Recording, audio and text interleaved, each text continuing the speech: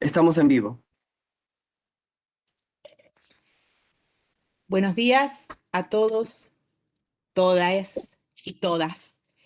Bueno, voy a hacer una pequeña presentación, primero en español, después en inglés y después retomando en español, intercalando, para que más o menos los que nos están escuchando, quienes nos están escuchando y por primera vez se contactan con este equipo de trabajo, sepan cuál es el contexto de las charlas.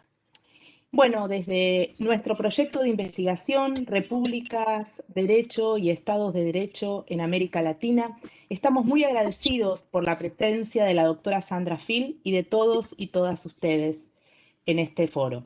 La idea de la charla es entrar en contacto con la profesora Sandra Field porque ella viene desde hace un tiempo trabajando autores y autoras que con diferentes énfasis nos interesan a todos los presentes.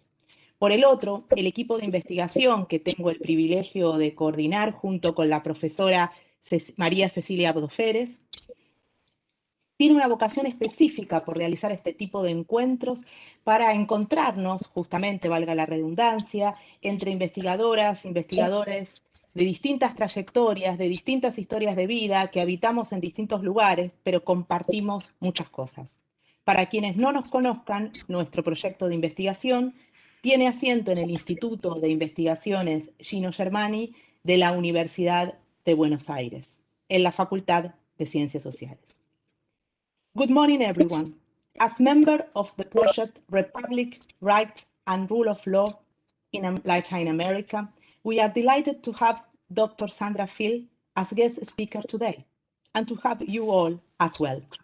The idea of this talk is, on the one hand, to listen to Professor Field's insights, because she has been working for some time now on authors and topics in which all the present here are interested.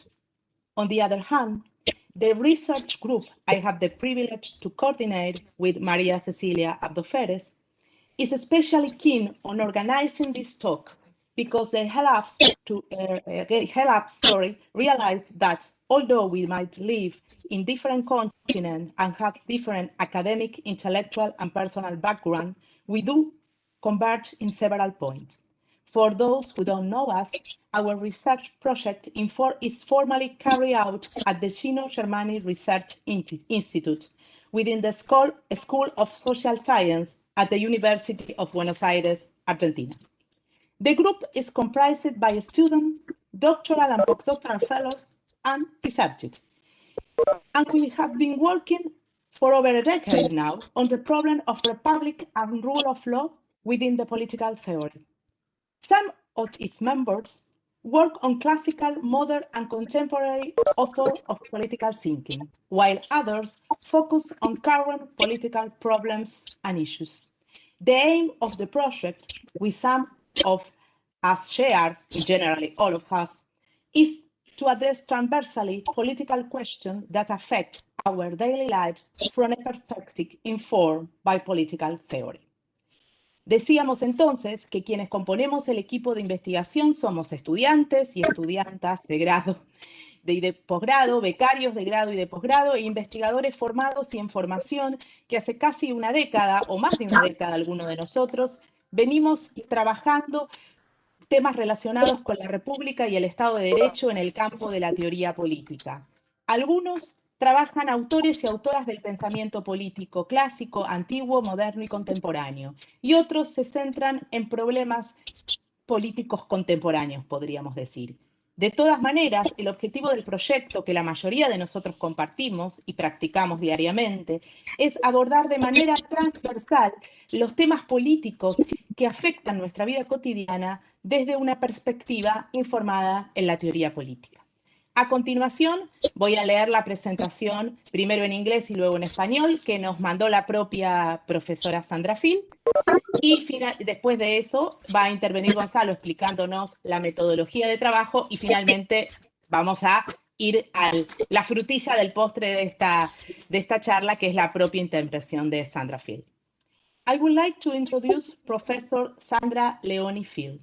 She is an assistant professor of humanity philosophy at Yale NUS College, Singapore.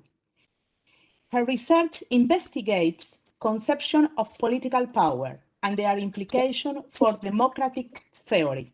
She approaches the themes through the engagement with texts in the history of philosophy. She has also written on non-Western political philosophy. She completed her PhD in politics at Princeton University. Como les decía, entonces, Sandra Field, que completó su doctorado en política en la Universidad de Princeton, se desempeña como profesora asistente en el Yale College de Singapur, viene trabajando cuestiones relacionadas con el poder político y sus implicaciones en la teoría de la democracia, y también abordó cuestiones vinculadas, y esto es muy interesante para nosotros porque no estamos tan familiarizados con esos temas, con lo que podríamos llamar la filosofía política no occidental. A su vez, justamente hoy tenemos el honor de charlar sobre su último libro, I think it's the last book, Potencia, que muchos de nosotros hemos leído y otros y otras tenemos la oportunidad de consultar el resumen que nos envió Sandra. Entonces ahora, muchas gracias por la paciencia. Le pasamos la palabra a Gonzalo, que nos va a explicar un poquito el procedimiento, y luego nuestra special guest, Sandra Field. Bueno, gracias Gaby, gracias a todos los que están invitados. Voy a estar hablando en español y luego traduciendo al inglés, así los colegas estadounidenses y de otras partes del mundo pueden entender. Lo voy a decir en español. Thank you Gaby, Gabriela. Thank you Sandra for being here. We are very proud to have you this morning or evening where you are currently. I'm going to speak in Spanish and English so everyone can understand. You are going to have, Sandra, 30 minutes to do your presentation, and then we are going to open this space for different commentaries, questions, whatever people want to say about your presentation, it will be opened. So, sin ir más lejos, me parece que podés empezar, Sandra. I think you can start, Sandra, with your presentation. Okay. Thank you very much for inviting me, Gonzalo and Gabriela. I really feel that this is a very familiar audience, even though I don't speak Spanish, but I gather in South America, this approach and the approach of your research group trying to bring together history of political thought and contemporary issues is very much close to my own approach. And so I hope you find something valuable in what I can offer today. I have asked Gonzalo to share a written version of the talk. I'll try to speak as clear as I can, but yeah, I recognize that that is a burden I'm imposing for not having the Spanish to speak to you in the proper language. Okay, so let me start. My starting problem is we live in an era of growing dissatisfaction with democracy, representative democracy, standard democratic institutions. What to do about this? One very appealing answer is a radical democratic answer. And this, the way I use the word radical democratic, I'm referring to a tradition which celebrates the power of the people. And the idea is that popular power comes through in direct ways, whether in a mass social movement or a protest movement, or a plebiscite, a referendum, a vote. And this popular power should come through and transcend the ordinary democratic politics and clean out the ordinary politics. The problem is this mass political power is often just as disappointing as the institutional democracy that it hopes to overcome. And this breeds skepticism and disappointment with all forms of democracy. So in my research, which I've put together in this recent book, I argue that we need to have a new way of thinking about what popular power really is.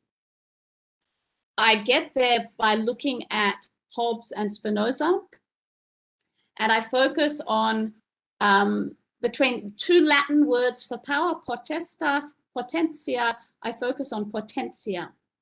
And from this, I'm going to give a new way of thinking, new and old, right? Because it's from Hobbes and Spinoza.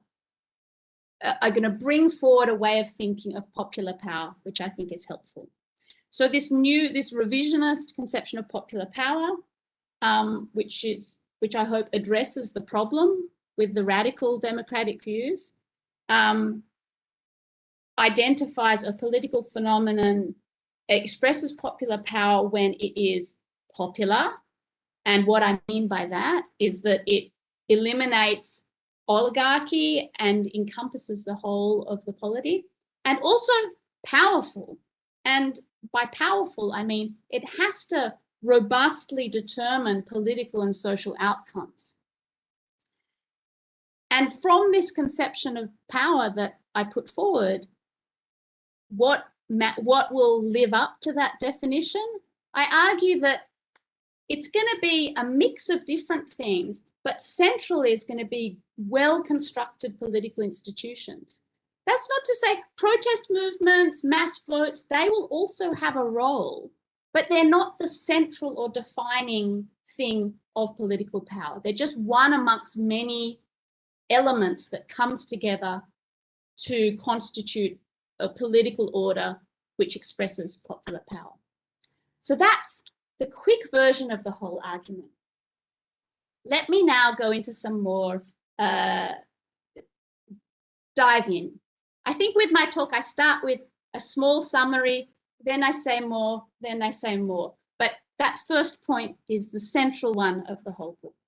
So to paint this picture a bit more clearly, I want to talk about this idea of radical democratic idea of popular power. This idea of popular power, which I think is very intuitive, very appealing, but in the end, I'm arguing against. And I have two different ways that I see this idea coming up. One is in what I call the American public law tradition, and the other is in Europe, what I call a European post-Marxist tradition. So let me paint these two pictures, and hopefully they will seem familiar by the time I've described them to you. Okay, so on the American public law side, I have Richard Tuck is a scholar of Hobbes, and he has a recent book where he seizes upon this idea of the sleeping sovereign, which I'll explain in a moment. So for Tuck, Hobbes's idea of absolute democratic sovereignty is a really good one. He knows that Thomas Hobbes disliked democratic government, but that's not the interesting bit for Tuck. For the interesting bit is democratic sovereignty. On Tuck's reading of Hobbes, democratic sovereignty is when the whole populace speaks and declares its will, and it is the highest authority, and what it says will override any ordinary institutions. And he thinks that the model for this is mass vote. He's very interested in the French and American tradition of constitutional moments where they all vote on some foundational matter. When the people vote, this is the people are the sleeping sovereign. They're not doing the everyday governing, but then they wake up, and when they vote, they wake up and they express the will of the people. Okay. That's one tradition of radical democracy, focusing on mass vote. The other tradition, which is quite a different tradition, but it shares this same idea of radical power of the people. This other tradition is what I call a European post-Marxist tradition.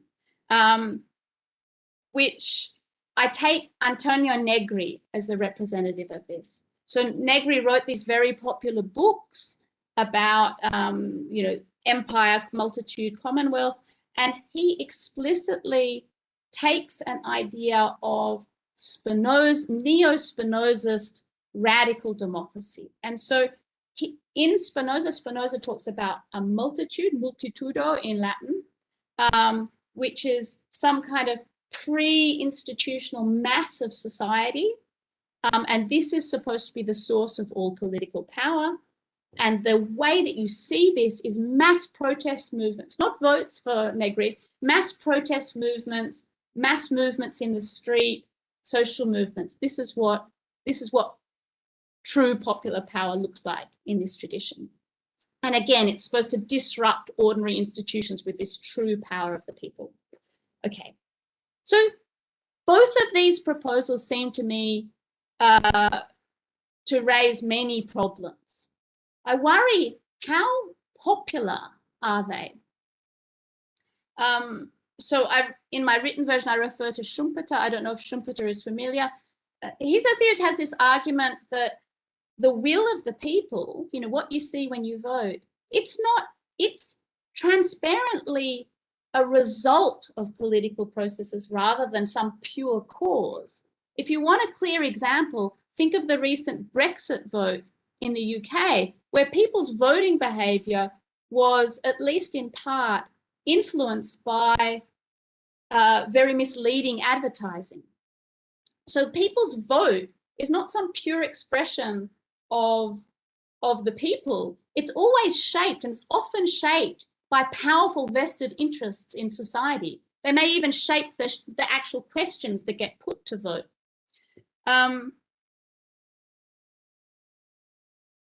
I also worry about, and so similarly, popular movements.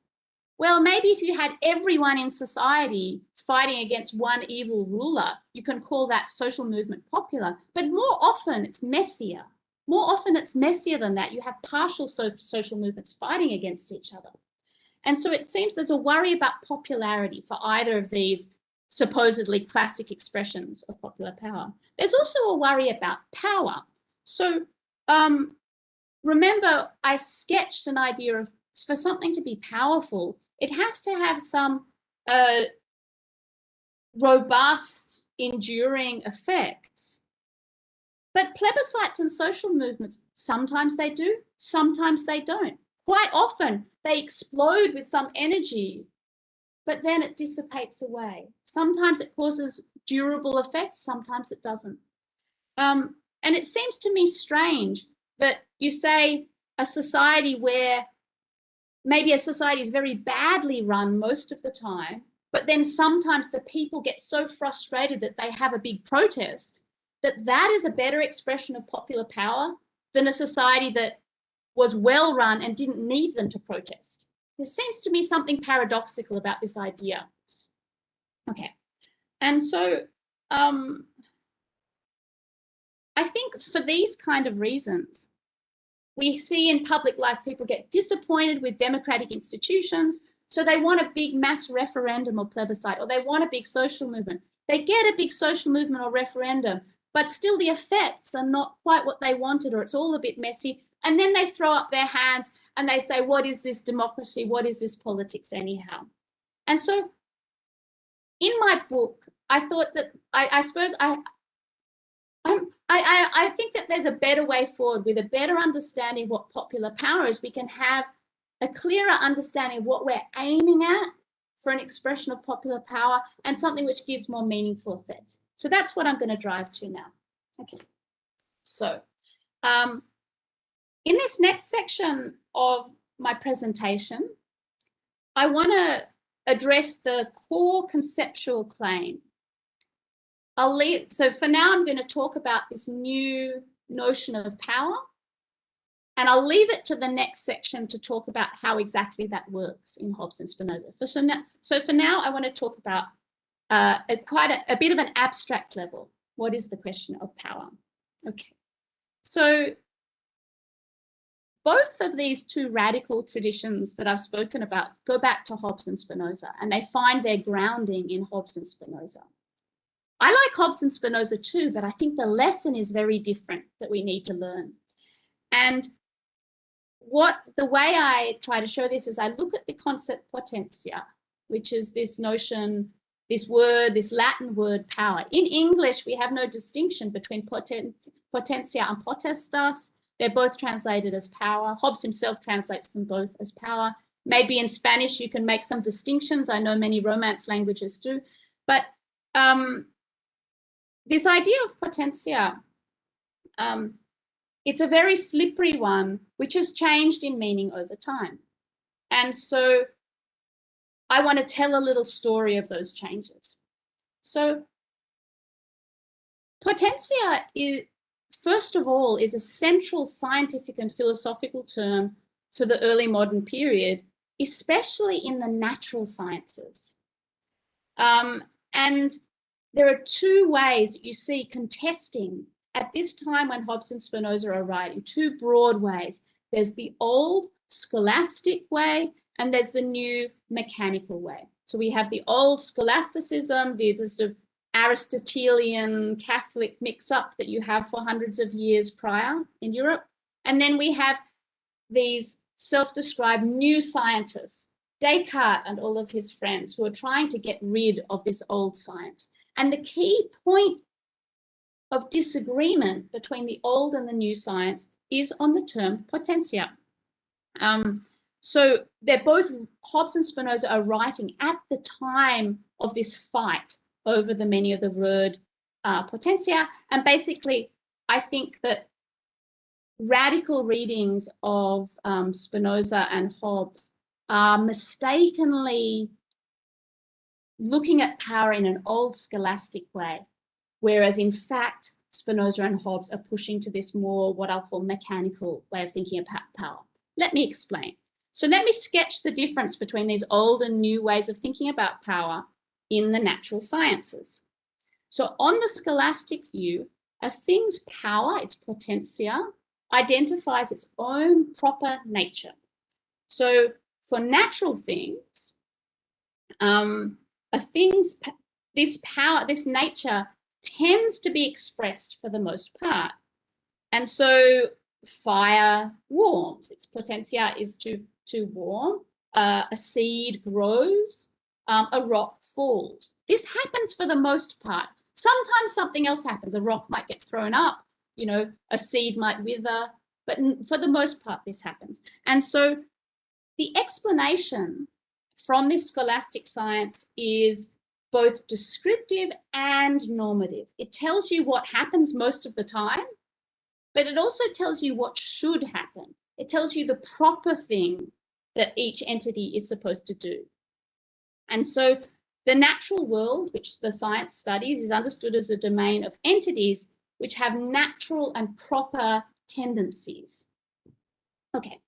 In contrast, the mechanical science is very suspicious of these powers. There's a famous joke by Molière. Molière, in one of his plays, he has the doctor, there's a discussion of a sleeping potion. And the question is, what makes the sleeping potion work? And the answer is its dormitive virtue. And this is a joke because you're explaining something by saying it has the tendency to do that thing. It seems like the explanation doesn't add anything. And so when scholastic, these anti-scholastic new scientists, they either try to get rid of the word power, so Descartes pretty much throws it out. They try to do without the word power, or they redefine it. And so if it's retained, it's not describing this inner potentiality that tends to be expressed.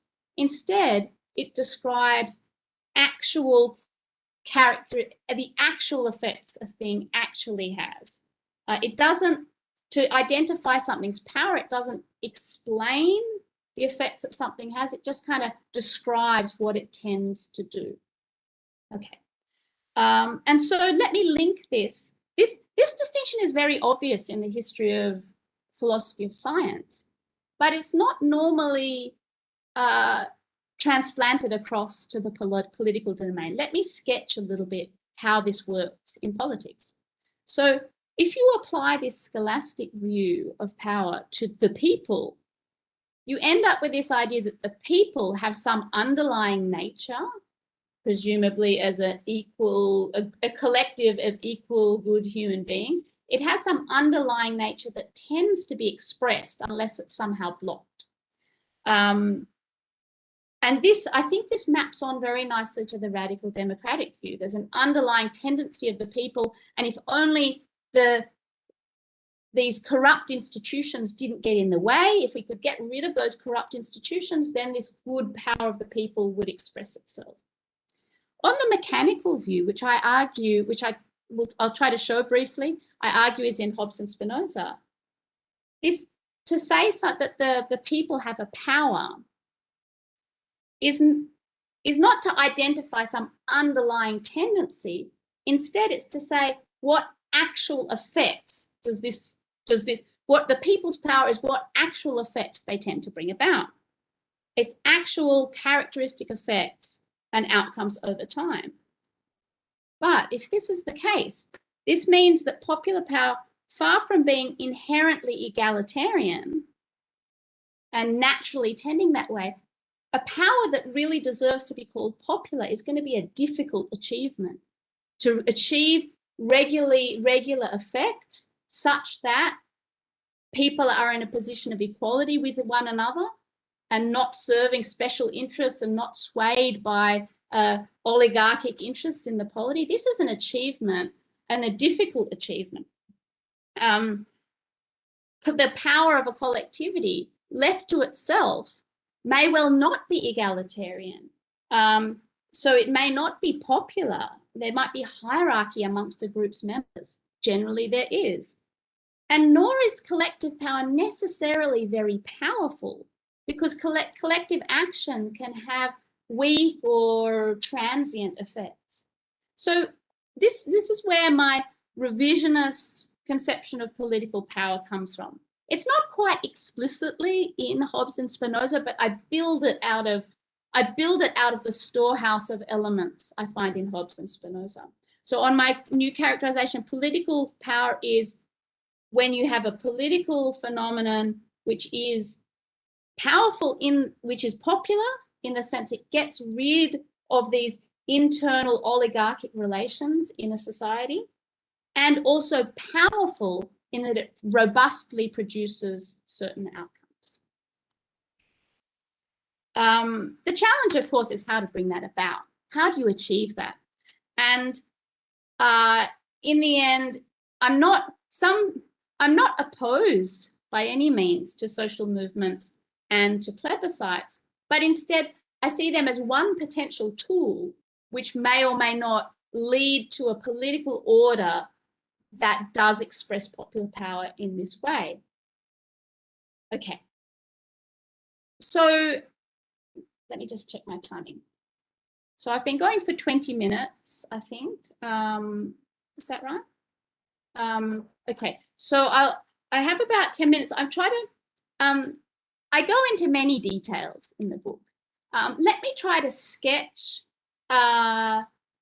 enough of what I do specifically with Hobbes and with Spinoza, so that those of you with some familiarity with Spinoza's text may be wondering where I get this from. You've heard my big claim and you may be skeptical where this fits in Hobbes and Spinoza's text. So let me just give you enough so you can see where I'm drawing this from. Okay, so the book is divided in half. The first half Hobbes, the second half Spinoza. And so in the first half of the book, I argue, I mean, everybody knows a lot of Hobbes's work is talking about potestas, which I translate as authorized power, the question of who has a right to rule. What's less noticed is he has an extremely interesting view of potentia, and that this view, on my argument, changes between his early and his later political writings. And in brief, the early view is scholastic and the later view is mechanical. And so there is some, yeah, so let me explain. So on the early view, when Hobbes talks about the power of individual humans, potentia, He says individual humans have certain faculties, their cleverness, their strength. But this is their power. It's more or less equal for all adults. These individual powers can only join together as a formal union, because if you just come together as a mass, there's no unifying principle. So you can't, in this scholastic worldview, if there's no principle of unity, you can't identify a power. So the only way you can come together is in a formal union where you constitute a union of individual human beings, and you promise your obedience to a sovereign, and the sovereign thereby has potestas, has authority, and their authority, they receive individual potentia. They are entitled to those individual potentia by your promises, and they receive it. It's a very neat picture. The sovereign has enough power because you promised it and you hand it over. Okay, that's the early view. On the later view, I think reflecting this anti-scholastic attempt to remove appeal to inner principles, I show in chapter 10 of Leviathan, Hobbes has a new way of talking about power. It's about not about what inner faculties you have, it's about whatever means you have to pursue your end. And that includes the assistance of other people. And as it turns out, that ends up being the major factor that determines what you can achieve, how much assistance or deference you get from other people. But if this is individual power, there's no reason to think that it's equal at all. Of course, some people have many more people supporting them than others. There's no limit to how powerful one individual could be if they get enough people hoping to get their favor and hoping to avoid their rage. So we have a picture where there is no longer an equality of individual power. Furthermore, without this scholastic idea that for a power there has to be some inner principle, Hobbes is able to talk about the power of informal groupings. Imagine a rich person and all of the other people who hang around them.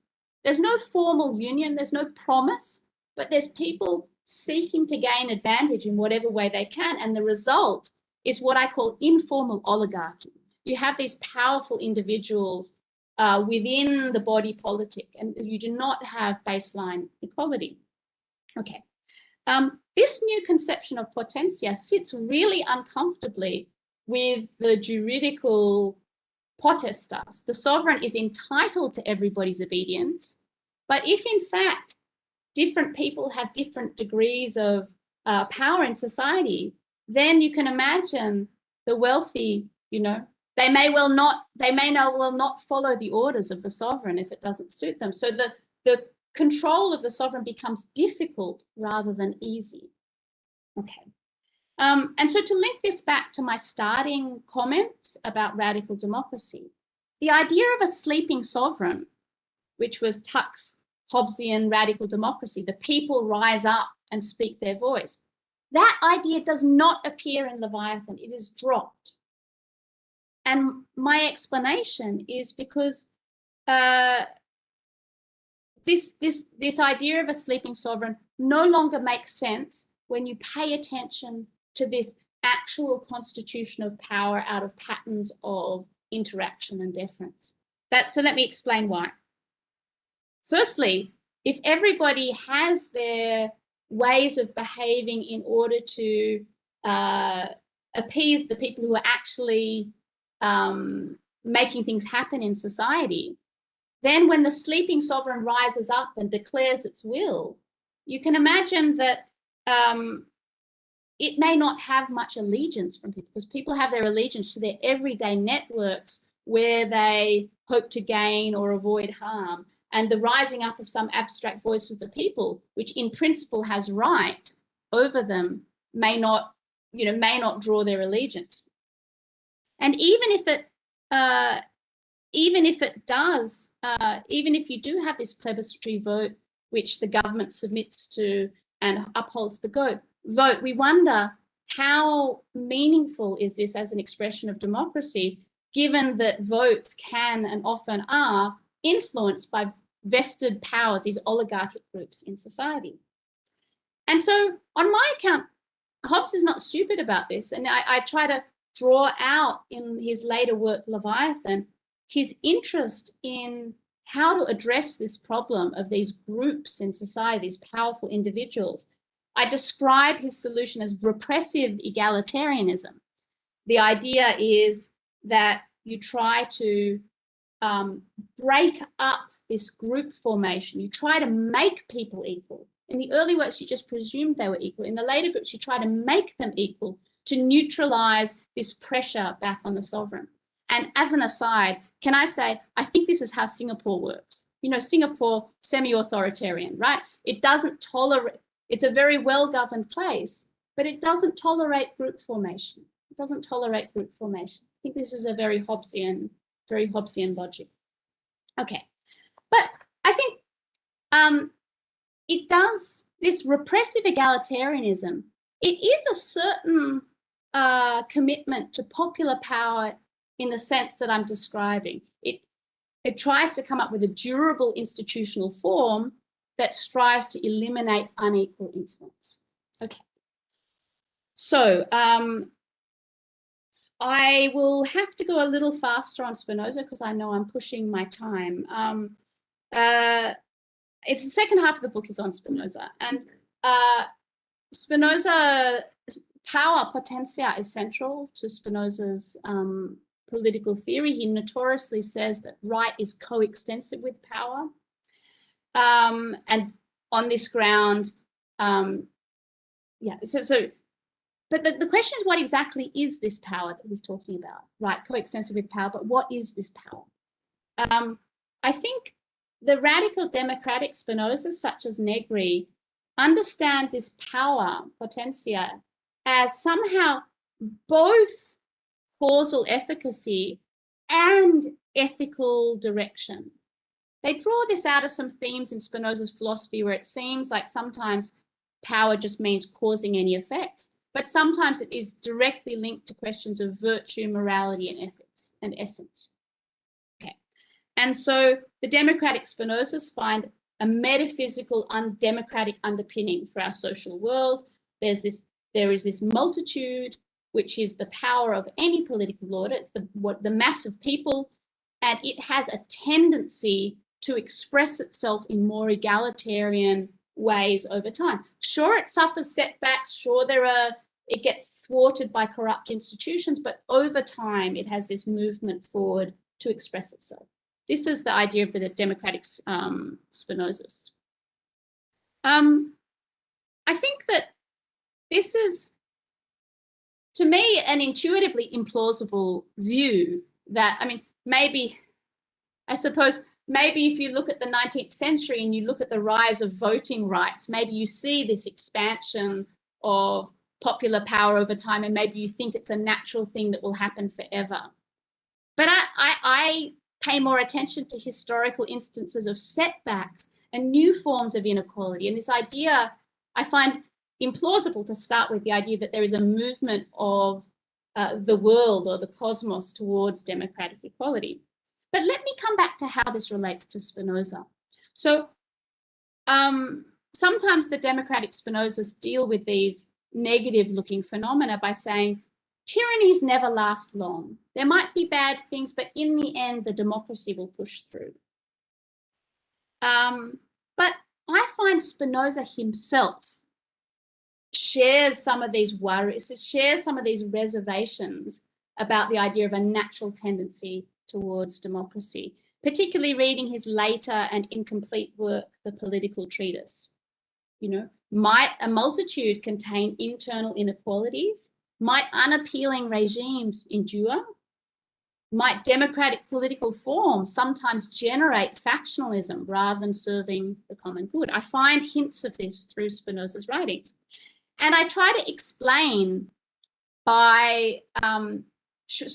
what's gone wrong with the radical democratic interpretations by looking at this concept of power that was supposed to combine efficacy, actual effects, along with virtuous ethical direction. And so what I try to show is Spinoza says any effect, wherever there's a power, there must have been an effect to cause it. And that effect, that power, he says, wherever there's power and effect, that there is right. So whatever actually happens has a right to happen. But the question is, whose power? Who does the power belong to? And so in the end, it's all the power of nature. But in a particular instance, you can say, to make a distinction, is that power mainly from that actor, or is it mainly external forces? And so the example he gives again and again in the ethics is an individual human being. If they are swayed by the passions, if they get very upset or angry, then they are not very much self-determined. They're more determined by external events. If they are very, maybe if they've read a lot of Spinoza and they've meditated and they're very rational, then even when bad things happen, they don't get angry, they don't get too sad, they don't lash out. That is the person who is acting from their own power rather than being pushed around by the power of external things. Okay. The thing about this own power is, for Spinoza, it's not some scholastic inner faculty. Instead, because for Spinoza, there's as I described, this mechanical view, any power is fully actualized. There's no power waiting to be expressed. If you are swayed around by your passions, that's because you lacked the power to be more rational. And so what is it that makes some people more rational over time? It's because they have actually developed through practices and meditation, through scaffolding, through education, through the help of friends, through reading books, they have developed a higher level of self-determining power. Okay, so that's the distinction in the ethics. I think something similar happens in the politics. Okay, so in the political texts, you have the power of the multitude underpins any political order. Okay. Or just maybe back to the previous point, I should say the two notions of power can come apart. You can have somebody who is very angry and so very determined by other forces in Spinoza's sense, but also an angry person who has a lot of effects on the world. They do a lot of things. They might be very successful, who knows? They might have a very good life despite being, filled with rage and pushed around by things that bother them. Okay, so let me turn to the politics now. So I think that understanding this framework of what Spinoza means by power undermines the radical democratic reading of Spinoza. So I'm just going a little bit faster through my notes here now. So multitudes, they are the power of any political order rests on the power of the multitude. But sometimes the multitudes are torn apart by passions or by divisions and by hating each other, or sometimes they're not torn apart, but they're very hierarchical. They can take all sorts of forms, and in all cases, it's the power of it's the power, whatever the power in the multitude is, the power of the state. But it's a separate question of whether that power is self-determining or not. And so what you want is not just any old multitude, you want a multitude that somehow is like the ethical individual who has developed their capacities over time in order not to get pushed around by the emotions. You want a multitude that has developed its capacities over time to be able to deal with crises and deal with disagreements without ending up fighting, without some people dominating each other. Okay, and so you can't just wait for some sort of power of the multitude to push through history in a more democratic direction. Rather, you have to set up some, it has to structure itself and build up its own capacities to be this self-determining, equalized order. Okay. So you'll hear that I've looped back again to this idea of a popular power that deserves to be called popular power. The power of the people that deserve. It has to be somehow powerful in the sense that it's producing durable effects, not just a flash of a social movement or a protest that then might die away again. It has to produce durable effects, and it has to express its equality of people over time. And what will bring this about? I mean, I said before that in Hobbes's mind, the way that you bring this about has to be just this quite repressive approach. You have to shut down any group formations in the society. There has to be the decision of the sovereign and then just isolated individuals, so nobody can push back. I find in Spinoza a more ambivalent view of social groups, so that sometimes social groups end up tearing the multitude apart, but other times they can actually be a productive part of making the social order hold together. So Spinoza emphasizes that the sovereign, just, you know, whether it's a king or even a democratic assembly, it's not some magical, it doesn't have some magical capacity to make good judgment. We have to have the forces in place that bring it about that good decisions are made. And so that will involve, I describe this as civic strengthening. So rather than repressive egalitarianism, there's an idea that there's room for letting people have their church groupings, letting people have their affiliation to different cities, allowing these kind of groupings to form, but just trying to set up the society to pay attention that they are having productive interactions rather than negative factional ones. Okay. Yes. So let me pull this together now. So my starting puzzle was that people look to radical democratic ideas of popular power to address their worries about the corruptness or disappointment of normal representative democracy. But then it can often be very disappointing, the social movements, the plebiscites as well. I think that my new conception, the revisionist conception of popular power as an achievement rather than as this sort of momentary expression. Popular power is something that characterizes a social system and is generated and held in place by many different factors. I think that this is, I think this provides a solution to my starting puzzle.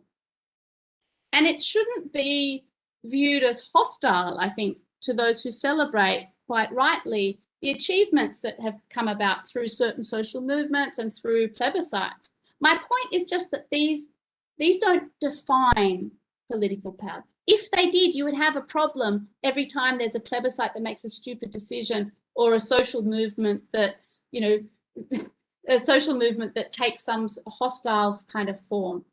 Instead, I think these are useful, but they are part of a larger tapestry where our criterion is not this pure expression of popular voice. Our criterion is, what does this system look like over time?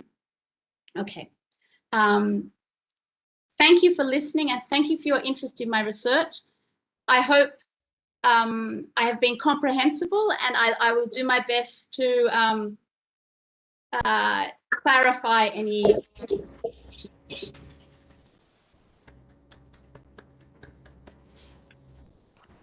Well, Sandra, thank you a lot. Again, we are very pleased to have you here in this lecture, and I'm very proud to say that we are surrounded by political scientists and even philosophers that are that have extremely studied very well Spinoza's thought. So We will have different kind of approaches about your exposition. And well, I could exercise my power, or should I say potestas, to make the first questions, but I prefer to open first this space to question to different people. I will say it in Spanish, sorry. Gracias, Sandra, por tu presentación. Estoy orgulloso también de anunciar que estamos rodeados de cientistas políticos, pero también por filósofos, todos los cuales algunos de ellos están muy avesados en el pensamiento de Spinoza, por lo cual vamos a tener una distinta gama de aproximaciones a la propuesta que expusiste en tu presentación. Y prefiero abrir el espacio ahora para que las personas puedan realizar sus preguntas. One comment, everyone can make their question in English or Spanish. Cecilia Padilla will help us with the translation, so feel free to speak in whatever language you want.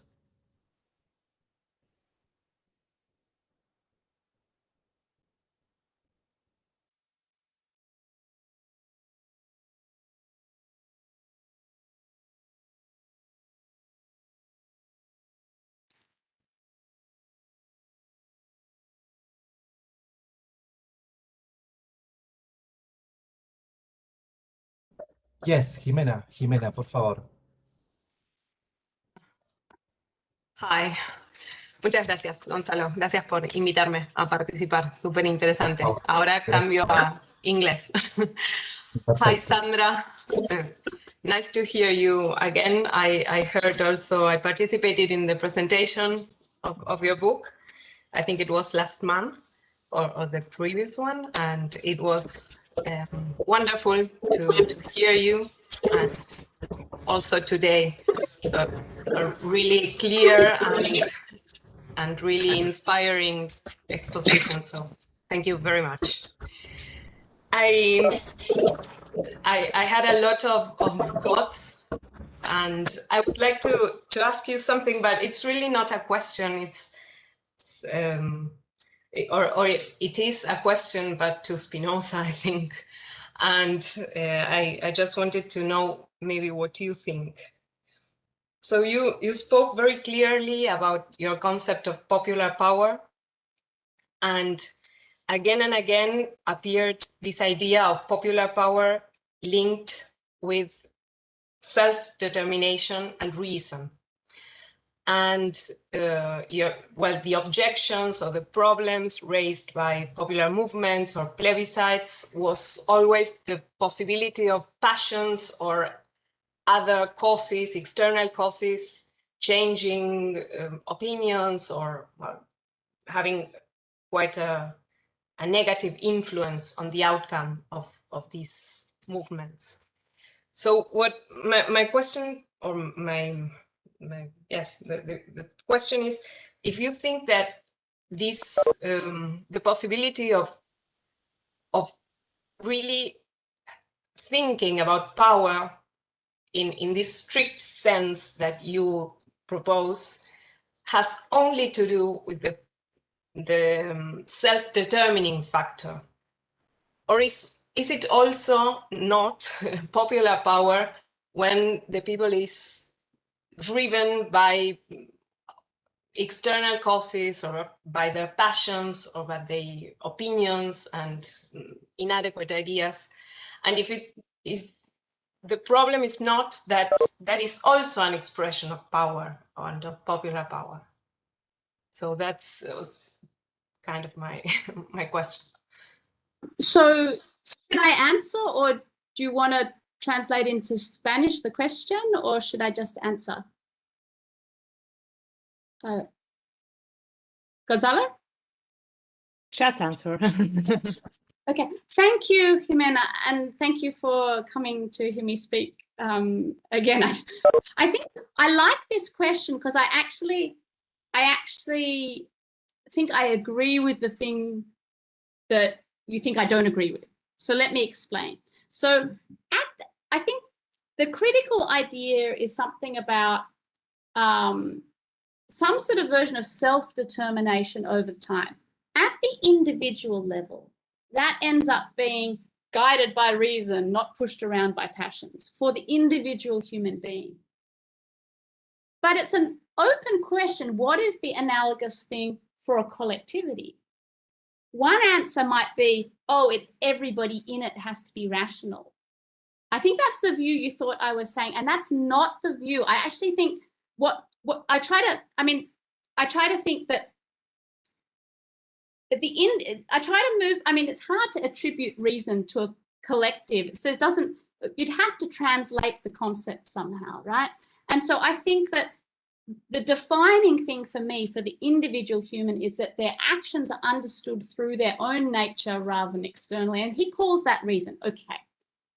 For a political order, what I'm thinking of is it's somehow that the political order as a whole,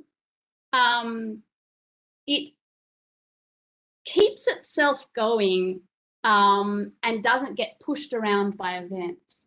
And so that doesn't mean that individuals in it need to be fully rational in this philosophical sense. And indeed, I think that, so I'm drawing on, I suppose I read in my terrible French, I read there's a tradition of French interpreters, I think, who push this a little bit, this idea of this, what you're looking for is some self-regulating political order where the normal interactions of people in that order, in those institutions, lead to the good reproduction of that political order and its robustness against shocks and events. And so one influence on Spinoza is this kind of Machiavellian idea that one way to have a good political order is to have the plebs running in the street and fighting against the grandi. And so it's possible, I suppose this links with contemporary political theory with ideas of agonistic democracy, that sometimes you get a better outcome by people being impassioned and pushing in disorderly ways. That's okay. My point is that can be really good or it can be not good, right? So in the case, I think of Machiavelli. Machiavelli says in the Roman case, it was really good because the plebs and the grandi, the plebs and the patricians, they fought against each other and the result was fabulous. But he says in the Florentine case, in Florence, it was terrible because they divided into factions and then each group was just trying to win against the other group. And in that case, the conflict was not good. And so I suppose my idea is this self-caused political order out of its own nature, that might involve individual human beings within it being very passionate. But the criterion of whether it counts as self-caused is whether the result is this good, productive interaction rather than falling apart or generating oligarchic structures. So that would be my answer. Thank you. Thank you. Thank you very much. Thank you, Gino. Well, I'm going to act as a kind of sovereign now. I'm going to formulate a couple of questions, first in English, then Spanish, and I will let you answer those questions. Well, I will be doing some commentaries and I will emphasize on Spinoza because it is the author I research in my master thesis and in my doctoral studies. First, how, Sandra, do you conceive the formation of the state in Spinoza? Because, in fact, it is formed by people and individuals are not born as citizens. They, in fact, only become citizens through the mediation of the state. So how can they build a rational political organization like the state is? This is kind of a chicken or the egg problem, or in other words, who came first? Or maybe there is not a pure origin of neither of both. Maybe there is a sort of co-constitution of the people and the state. Second, how does the state function and is represented by the people in Spinoza? Is it transcendent or immanent to the people? I mean, how does the state exercise its power, and how does the state channel people's passion? Third, and finally, does your conception of civic strengthening in Spinoza have a Republican upshot? I ask this question because of the emphasis on the word civic. And we know this has a lot of problems, the relationship between Spinoza's thought and Republican tradition of freedom, but I am very interested in to know what you think about it. So thanks. And did you want to say in Spanish as well? Did you say? Yes, sorry. Thank you for reminding me. Voy a hacer un par de preguntas y comentarios. Voy a enfatizar en Spinoza porque es el autor que estudié en mi tesis de maestría y en mis estudios doctorales. Primero, Sandra, ¿cómo concebís la formación del Estado? Porque de hecho está constituida por personas y los individuos no nacen como ciudadanos, sino que solo llegan a ser como tales. De manera de que, ¿cómo pueden los ciudadanos o las personas construir una organización política como es el Estado? Este es un problema del tipo de el huevo o la gallina, o en otras palabras, ¿quién vino primero? O quizás no hay un origen puro de ninguno de los dos, quizás hay una co-constitución entre las personas y el Estado. Segundo, ¿cómo funciona el Estado y es representado por la gente en Spinoza? ¿Es trascendente o inmanente a la gente? ¿Cómo el Estado ejercita su poder? ¿Y cómo el Estado canaliza las pasiones de la gente? Y tercero y finalmente, sí, Sandra, tu concepción del fortalecimiento civil en Spinoza tiene una conclusión, alguna arista de tipo republicana, y pregunto esto porque estoy muy interesado en lo que estudio actualmente, también para el grupo de investigación al que pertenezco, que dirige Gabriela Rodríguez Real, y quería saber qué pensabas. Gracias. Thank you. Okay. Thank you. Thank you very much, Gonzalo. I think I might start with the last question. So I'm very interested in this Republican tradition of political thought. Oh, am I muted? I'm very interested in this Republican tradition. It was very, when I was doing my graduate studies, Philip Pettit was at Princeton, so he's a great promoter of this set of ideas. And I think, so there's that biographical reason why that might be coming through, but I do find this very interesting in Spinoza. And some of the things that I find most interesting in Spinoza are these elements of a Republican, of some kind of Republican flavor. And I think that's reflected by the way I contrast the Hobbesian, I suppose it's sort of, sometimes people call it a despotic democracy, because it's like the people are in charge, but there's no pressure or check on the people at all. The idea is the people just do whatever they like. The idea from the Republican tradition, in a broad sense, that there always is a need for shaping of power. There's always a need for shaping it and giving it structure and making it lawful. And I see that coming through even more in the Spinoza later work. So certainly, yes, I think that influence is there. That links to your another question which you had. Well, I suppose both of your other questions are informed by this Republican perspective. In the political treatise, Spinoza says something like, what does he say? He says, citizens are not born, the virtue of the citizen is due to the laws. And I suppose that relates, that he's quite explicit that whether people are good or bad is this product of a good institutional order in the broadest sense. And this is very important to me, because you see, throughout one of the conceptual enemy, I think, is this idea of there's some pure moment of the people that we want to express. And I think that this Republican idea that the virtue of the citizens it's a product rather than a starting point. I think that underpins the whole project, the idea that the outcomes, that there is this co-constitution, in your words, of there's no prior body of citizens and citizenly will until you have them in play in good political institutions.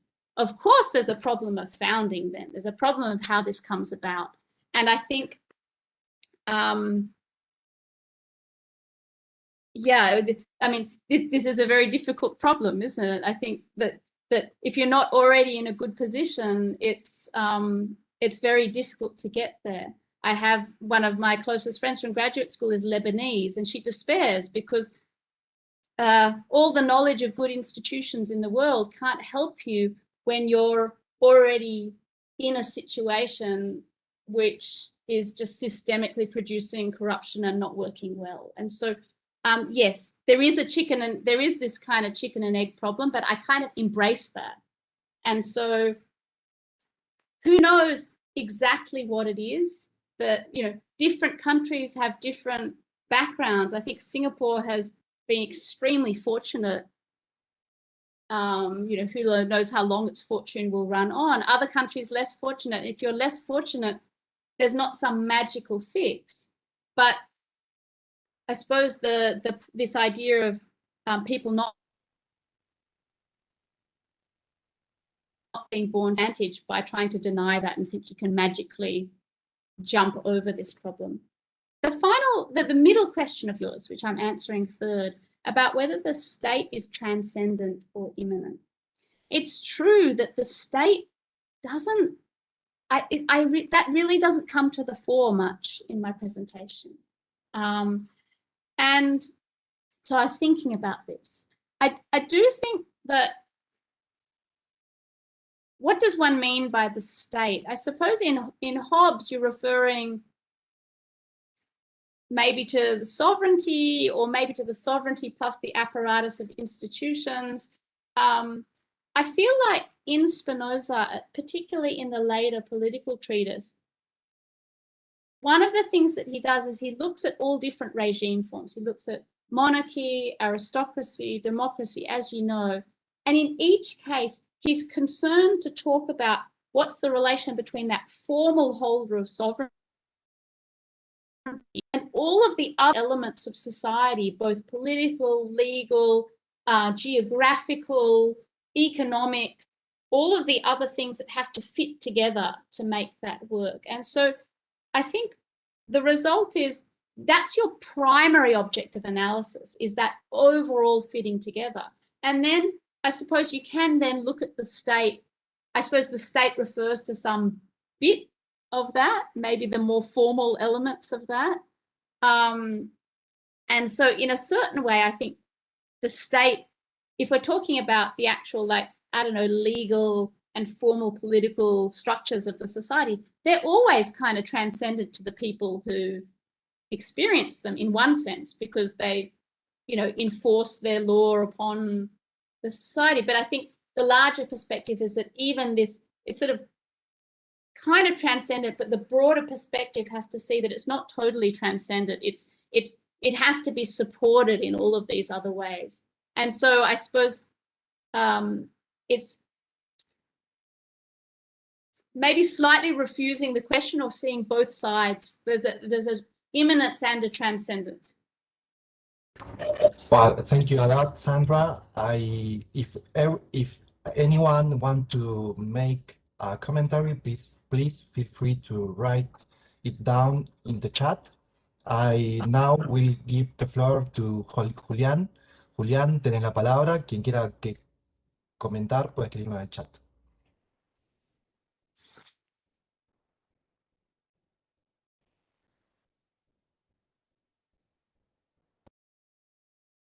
Hola, no sé si se escucha. Gracias, Gonza. Gracias a Gabriela y gracias bueno, a ustedes los que han trabajado en esta bella presentación. Voy a tratar de expresar la pregunta en inglés. Si no soy muy efectivo, quizás deseen echarme una mano. Sandra, thank you very much for your presentation. I would like to say thank you, and especially for the ideas in your book. Very, very interesting. I want to do very simple two questions. In first place, how do you think the difference between the natural world in the scholastic and mechanical view? I mean, for instance, if you look the motto or the anti-white, I don't know why, how do you name this book? For instance, if you look the motto, it's clear the mechanical expression of the potentia plena and the causa integra. So how we can read the scholastic position in the elements if Hobbes' position already is materialist?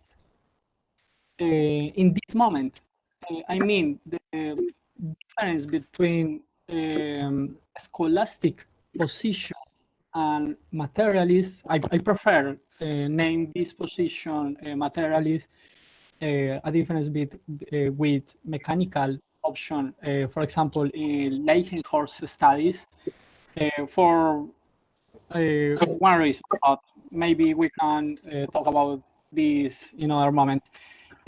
So the first question is how we can read the scholastic position in the elements. Hobbes, he doesn't express a mechanical or better materialist position before Leviathan.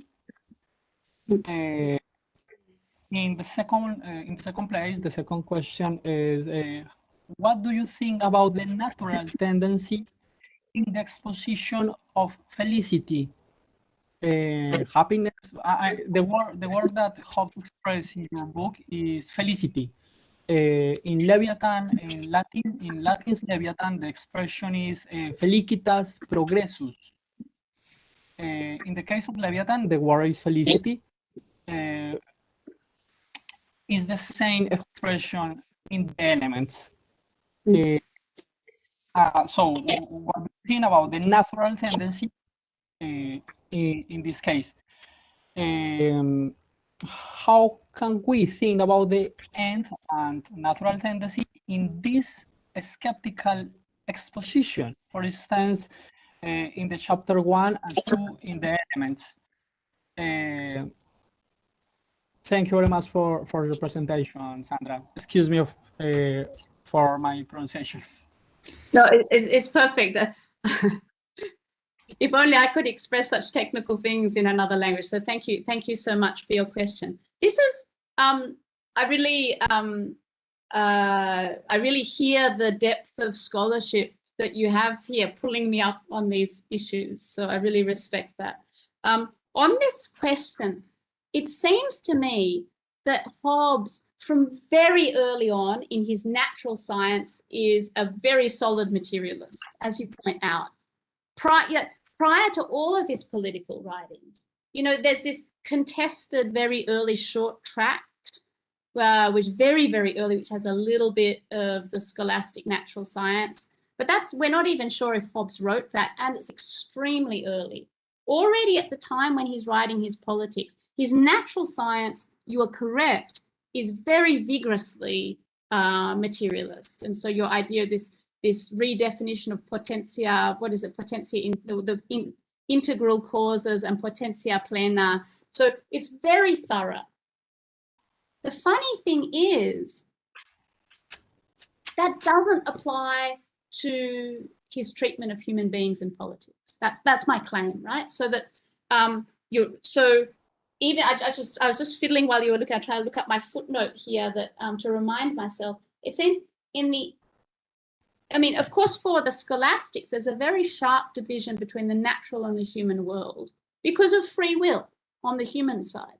Now, Hobbes doesn't believe in free will, but I feel like somehow he there's still that leftover intellectual division where it's hard. So he's very quick, along with all of these other new scientists, to give a materialist, mechanistic natural science.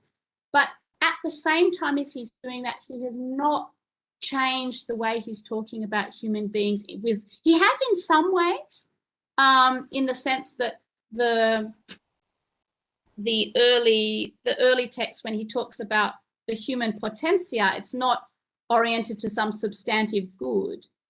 So it's not moralized in the same way for the scholastics, but it's still, as I tried to show, is understood as internal faculties with a proper direction. And so what's my explanation? Why didn't he immediately carry over this materialist view of power, which he had established in natural sciences, across to dealing with humans individually and humans in collectives? I don't know. I think it was a it's a massive intellectual division between the speculative and the practical sciences. And I suppose it just took him a while to do it. So on my account, there's just a lag. It takes him a while to take these ideas that are very early in his natural science and actually bring them across into human matters. And so the anti-white is a case in point, at least if I can trust my old footnote. I said that in the anti-white, he combines a mechanical view of natural sciences with what I've described as this sort of quasi-scholastic view of human power. Yeah, so it's a dissonance, but it takes a while for him to overcome that dissonance. I think Spinoza is much more consistent. What it's worth, right? Okay, the other question is about, I took it the question is, if he is a materialist in the end, getting rid of this idea of underlying tendencies and powers, how do we understand this natural tendency towards felicity, which is there, right, in, you know, very prominently in Leviathan? That's it's interesting, isn't it? I think they, you know, they want to give a mechanistic account of everything, but then I suppose that, what does he say in that chapter? It says there's no summum bonum, but everybody is pursuing perpetual felicity, and that's why they're pursuing power after power. So he is still attributing a certain drive, and I suppose it's a drive that's described in a way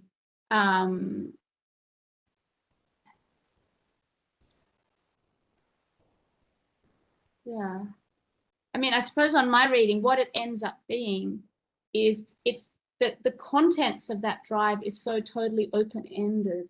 I mean, particularly on my reading, it's a desire to be in a position to satisfy whatever your future desire is.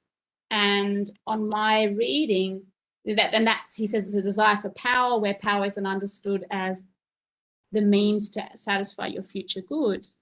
But that power itself is then understood basically as having the help of other people. And so I agree that he's still attributing a tendency, but it seems to be evacuated of any specific content. It's sort of wide open. I have to think more about that. I know that within Spinoza studies, there's also this question of,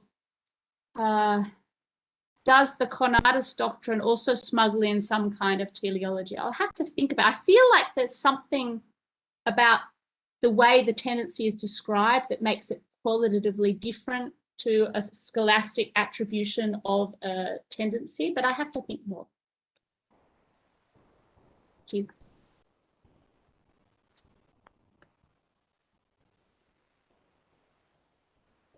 Thank you, Sandra, again.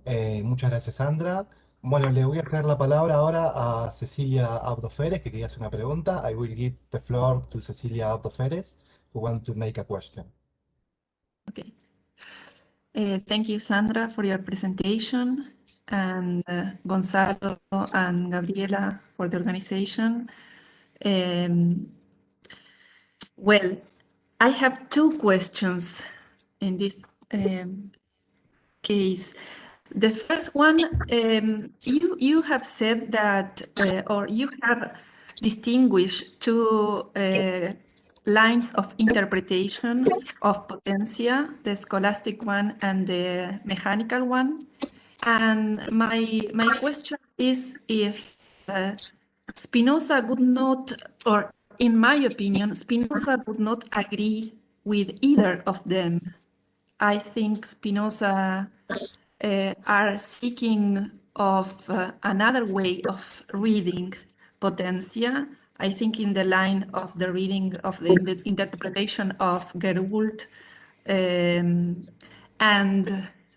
I would say that to bring the word or the description of Negri, that this another way of reading was anomalous by Spinoza.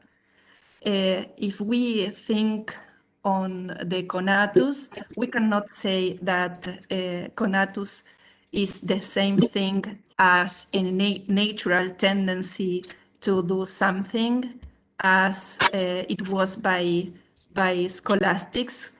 And we can neither say that conatus is a way of mechanical principle of action. And that would be the first question, if yes. And the second one, you have, I think you may, you make replaceable popular by egalitarianism, yes? And it's clear by me, it's clear for me by Hobbes, as you have said, Hobbes would be, well, it's clear by Hobbes, but in the case of Spinoza, I think if we cannot seek for another contents of popular, for example, the seek of occupying a land in common in the Tractatus Politicus, or the seek of the building of a common history, the power of legislation in common. I think we can find another contents, another elements of popular in by Spinoza, at least in this Tractatus. No? Thank you. Thank you again. I mean, I have to say that this audience, the level of your understanding of the materials I'm working on is higher than the normal audience that I deal with. So you're really pressing me. So thank you very much. I'm very happy to be pressed on these things. So yes, I think the first question was about, we have my division between scholastic and mechanical. And the question is, surely Spinoza is neither of those. It's okay, we can see not scholastic, but on the mechanical side, I suppose the classic mechanical thing is what Julian was just mentioning a moment ago, is Hobbes's idea of there's potentia plena, which is like the sum total of all of the different things that interacted to produce a certain outcome. And then secondarily, Hobbes kind of says, oh, we can say, divide that up and say, you know, if one billiard ball hits another, the real power is potentia plena, which is all of the things together that produce that outcome. But we can divide it up and say one has the power to hit and the other one has the power to be hit. He's okay with that. Whereas with Spinoza, the division is not, there's something else going on, right? It's not just a matter of saying you know, this physical thing here versus this physical thing here, call one, you know, the cause and one the effect. Or one's one half of the power and the other half of the power. There's something else going on here, and it is the Conatus doctrine. And this question, I suppose I didn't say in my presentation, but this question of what is active power? What does it mean to have active power? And that seems to be something different to this mechanical power. I agree. Maybe, so what I try to draw out in the book is that this is a little bit technical, but there's a distinction which I find between potentia agendi and potentia operandi, okay? And so potentia agendi, you are absolutely right. That's the central thing in the ethics. What is this potentia agendi, this power of acting? And that is not merely mechanical, because it's a question of what effects follow from the thing's nature, not just from things that it proximately causes. But this potentia operandi is actually, I tracked it through, and it's the one when he says right is coextensive with power. It's explicitly with potentia operandi. And on my account, potentia operandi is basically the mechanical one, right? It's like the power of that thing producing effects, without asking the question if they're truly for its own active power, or if they're actually just, you know, it's just channeling the power of some other thing. So you're right, there must be that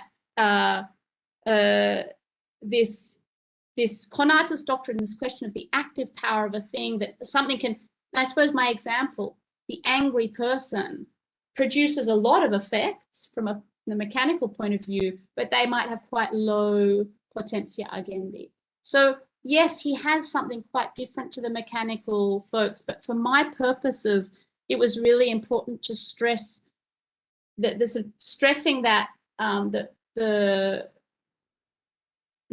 I suppose mechanical underpinning on which he builds this question of active power. I don't know, maybe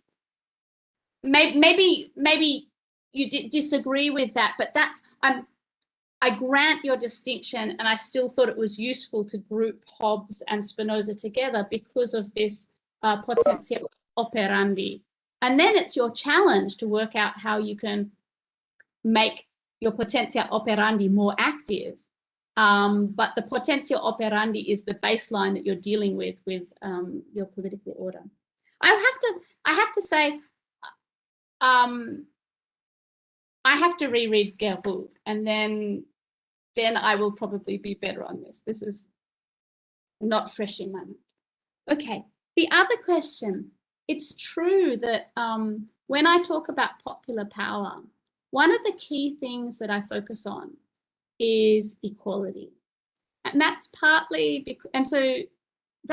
because one of my starting puzzles was, how can you say something, your political order expresses popular power when you've got a few rich folks buying the votes and pushing the process? And so I build in that, I suppose that's why that equality came in very centrally. At the time I was writing the book, they tried to introduce a tax on the big mining companies in my native Australia. And the mining companies paid a lot of money, not corruptly, they paid money for a newspaper campaign, and the Prime Minister got voted out on the basis of the money they put in. And so so it's true that I focus a little bit on this lens of equality and what is it that both generates and sustains, reflects and sustains equal relations. And sure, there might be other self-determining political orders that are durably hierarchical. I just don't want to call them popular power. But the problem you bring up is a different one, which is that there's something richer to the question of something being popular. And so you give the examples of occupying a land in common, having a common history. I think, isn't there this term that he has, ingenium? So it's like the character of the people. So there's something a bit richer there. It's true that that doesn't play a role. If I had to slot it in, I would say, well, the standard for it to be popular power is that it durably, political order durably reproducing equal effects over time. It may be that for that to happen, it's really helpful to have this sense of common history, legislation in common. But I'll have to think. I mean, I recognize you're pushing a factor that I hadn't taken very seriously. So I'll have to think more about that. Thank you. Thank you, Cecilia. Thank you, Sandra. Now I will give the floor to Guillermo Sibilia. Guillermo, te cedo la palabra. Hi, thank you, Sandra, for your presentation. I found it very interesting. It left me with a lot of questions and wonderings, and I think that's the spirit of philosophy. So again, thank you very much. Thank you also, Gonzalo and Gabi, for the invitation. I welcome this kind of meetings in such a dark times as the one we are going through. I have a really small question, Sandra.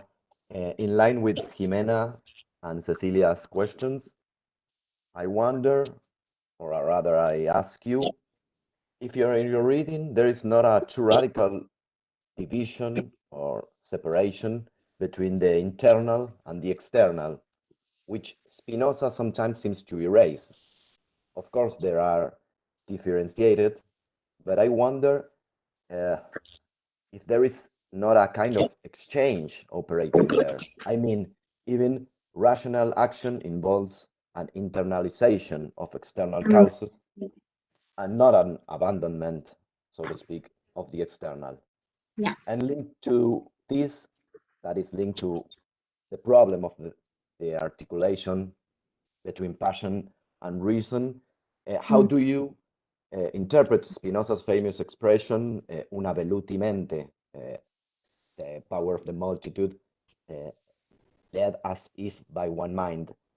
Do you think that this kind of mind is the collective rationality of the multitude, or what is? Yeah. Okay.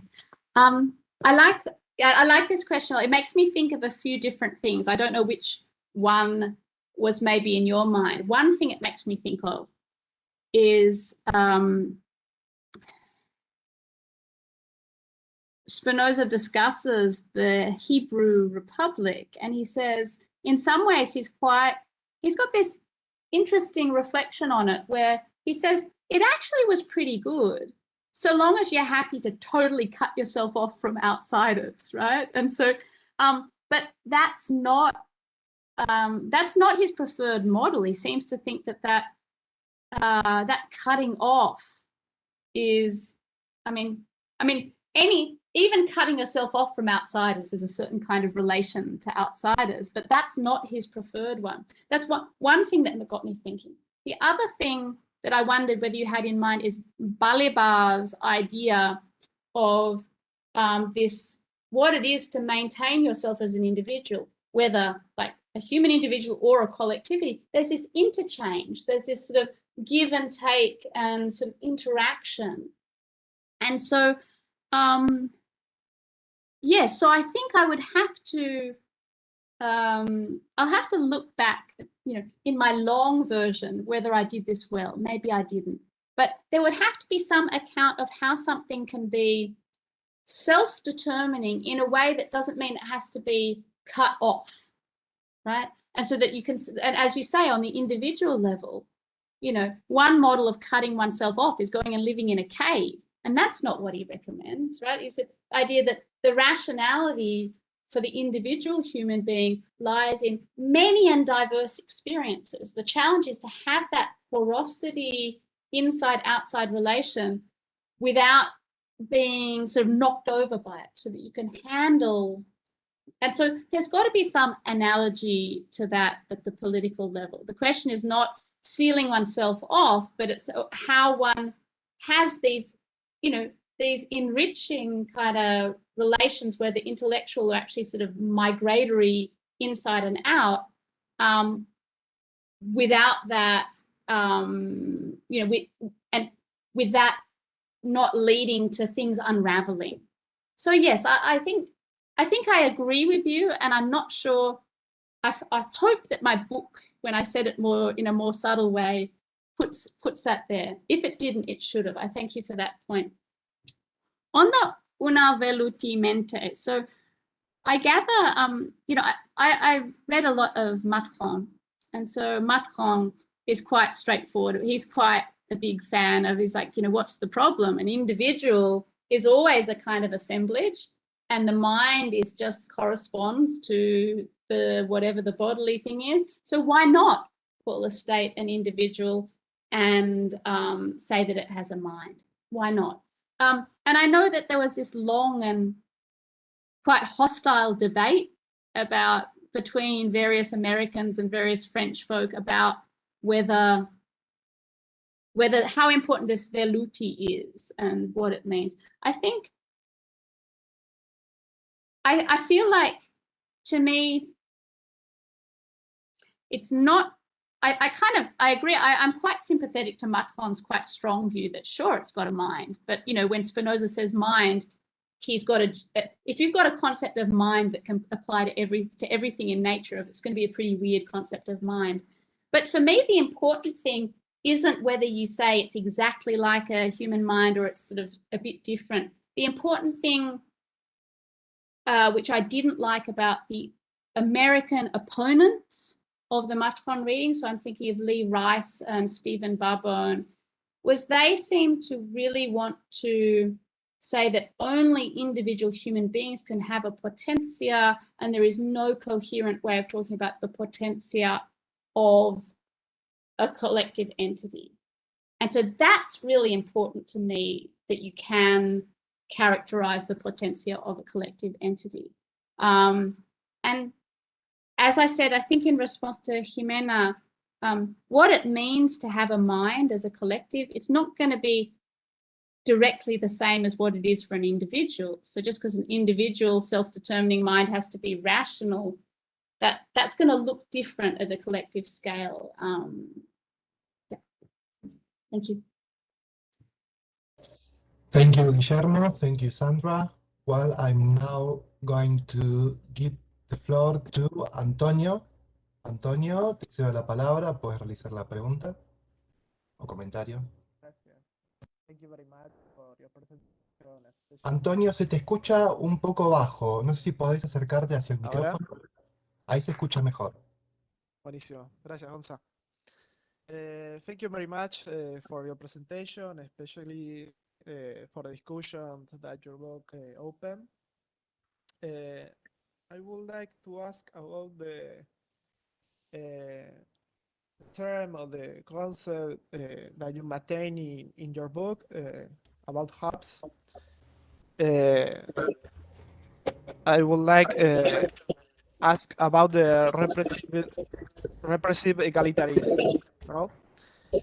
Personally, both I and others here present, we have a reading of Hobbes linked to the idea of an articulation and of the homogeneous and the heterogeneous support by materialistic talk. Then the articulation of bodies somehow suppose the conflicting coexistence of the constitute elements. Beyond the idea of repressive egalitarianism, hierarchy is an effect caused by a complex articulation of bodies in the succession or repetition of causes. That is why I would like to know a little more about the idea of you have the Hobbes political talk. Thank you very much. I'm sorry, Antonio, in the middle, the sound was quite garbled. Can I just say what I understood of your question, and maybe you can say some more words if I've missed it. So I understood that you're interested in this repressive egalitarianism, this concept, and then you started to say how you have been studying about Hobbes, and then I couldn't really hear. So maybe you can just say what a little bit more about what you want, what your worry is, or what your question is about repressive egalitarianism, because it went very hard to hear. Both I and others here present, we have a reading of Hobbes linked to articulation, linked to the idea of articulation of the homogeneous and heterogeneous support by materialistic thought. So the articulation of bodies somehow supposed to the conflicting coexistence and the constitutive elements.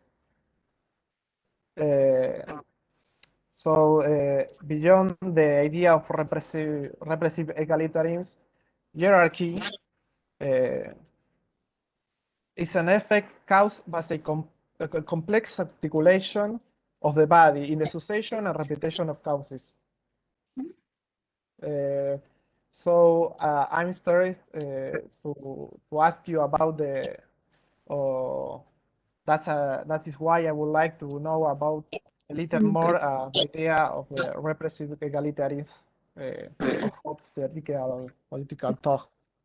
Yeah. Okay. So yeah. So the question of this hierarchy as this complex effect of causes, and so I suppose that idea is what, when we read chapter 10 of Leviathan, I find quite striking this idea that that he has there, where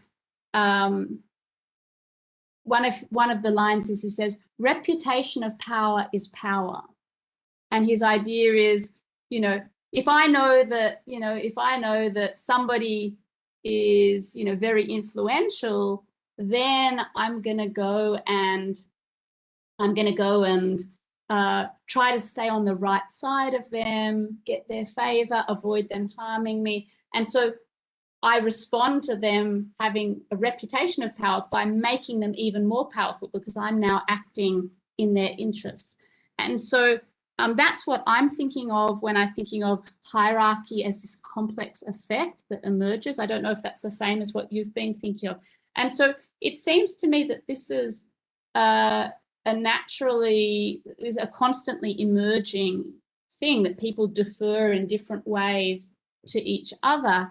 And it's quite, given that it's grounded in, it's sort of decentralized. It's not like one person says, I want you to bow down to me. It sort of emerges naturally, even without specific intentions to constitute these kind of hierarchies.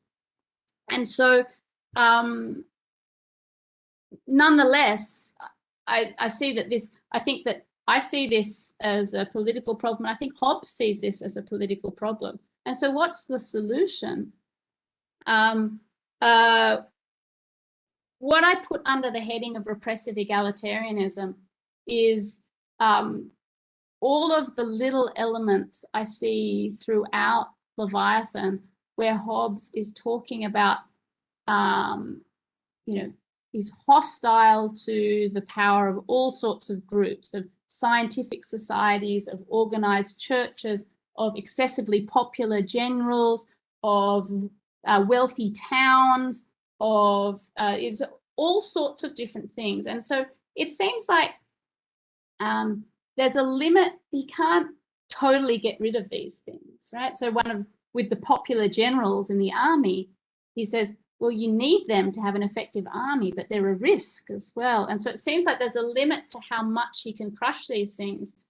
But there is generally a suspicion of any of these forms of coming together of people in sort of groupings. This is seen as a risk. He's got this whole chapter on irregular systems, which refers to, which includes these kind of groupings.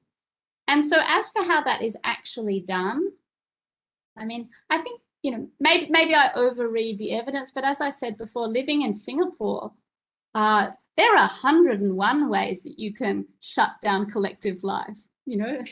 Speak to the Singapore government, they know all of them, right? There's all sorts of regulatory burdens, financial incentives, reputational incentives, you name it, there's the full craft of politics can be used to prevent people associating and forming groupings. And so that's how, because I think sometimes in Hobbes we're caught between this juridical talk about equality and then this more materialistic talk about how humans organize themselves. And so when I talk about repressive egalitarianism, it's important that equality is not just a juridical ideal, or it has to be something that you can bring about concretely. And sometimes I had a moment when I was wondering, what do I actually mean by equality? Equality in what respect? And here I think I turn to I think in the Republican tradition, it's a relationally defined thing. You're equal when you're not substantially dependent, when not asymmetrical dependencies. So you're you might be dependent on one person in one respect, but not everybody dependent the same way.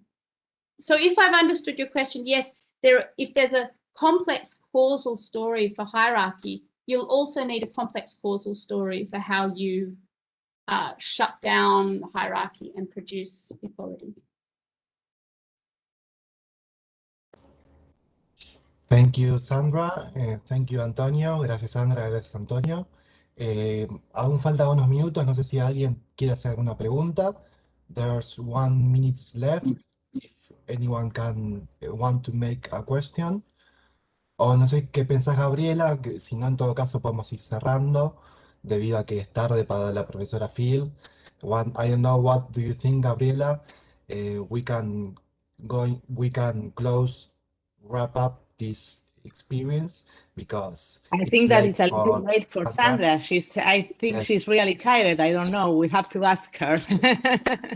I have young children, so I'm very happy that the young children have stayed asleep. If it weren't you. Sometimes it's better at night because everybody's quiet. Okay. Yes, exactly. So this has really been a wonderful pleasure for me. And as I say, I feel like the study of the history of political thought is not as strong in some of these very elite universities as I would like. And, it is sort of Northeast American universities. And it is such a pleasure to speak to an audience where the depth and seriousness of your scholarship comes through in every single question. It's really my absolute pleasure to be, challenged and asked questions about my work by such a well-informed audience. So I'm really very grateful to you.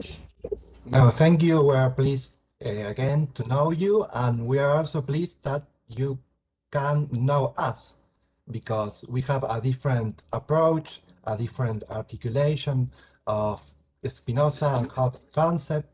We are situated in a particular context, so we have a different approach to the whole Spinoza and Hobbes thought, and it's interesting to compare it to yours. So we are pleased to have you again, Sandra.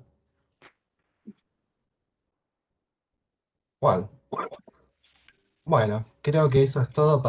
Les agradezco a toda la audiencia, les agradezco a Sandra de vuelta. No tengo palabras para agradecerle, así que nada. Muchas gracias a todos. Les deseo un buen día, dado que nosotros todavía nos falta atravesar el resto del día, a diferencia de Sandra, que ya lo está cerrando. Así que muchas gracias a todos. And please keep in touch, everyone. Yes, Write please, each other and continue to work together, please. Silent